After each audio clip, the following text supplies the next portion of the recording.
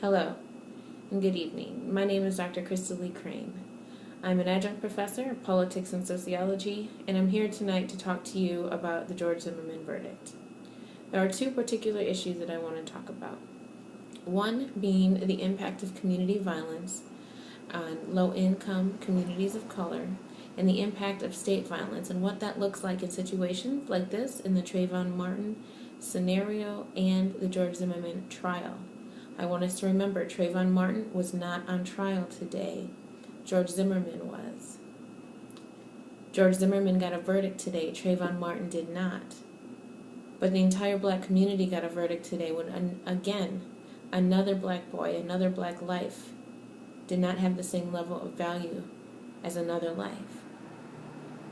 We already know about racial profiling and racism. And to not beat a dead horse, what I want us to do is think about what are the aspects of our system and society that allow for jurors, our neighbors, the people who serve us dinner, the people who walk by us in the mall, to not be able to see the value of TrayvonMartin's life and to be able to use the excuse of reasonable doubt to promote racist policies and racist practices in the criminal justice system.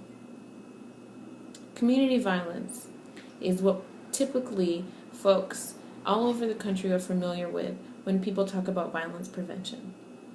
Typically, violence prevention is seen as anti-school bullying.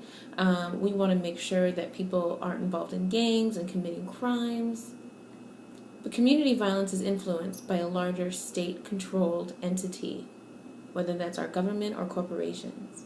State violence was handed down today when George Zimmerman was given the right to walk.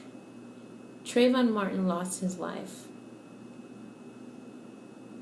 TrayvonMartin lost his life because of racism.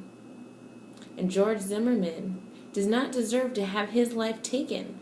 George Zimmerman deserves to heal and to be a better human being.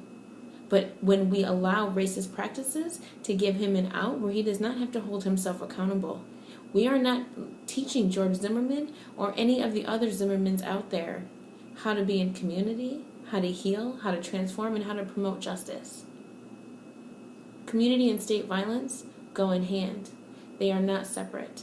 And in order for us to find justice, we need to be able to hold the state accountable just as they do the rest of us.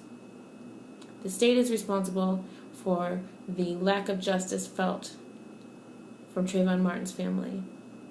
The state is responsible for creating citizens through the public education system that do not have the ability to critically think, do not know how to participate in the political process, and look at being a juror as something that is a burden rather than a right and responsibility.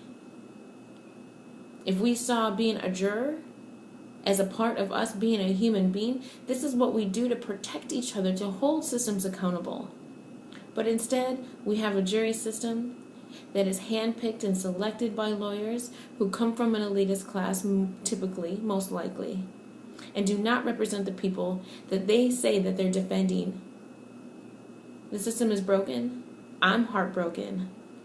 I have to go to school next week and talk to my students, college students, and community college, all ages, the majority people of color.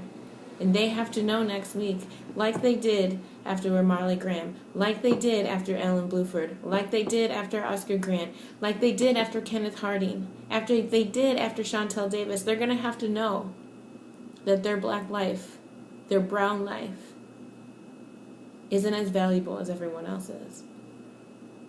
And that's our fault. You better do something.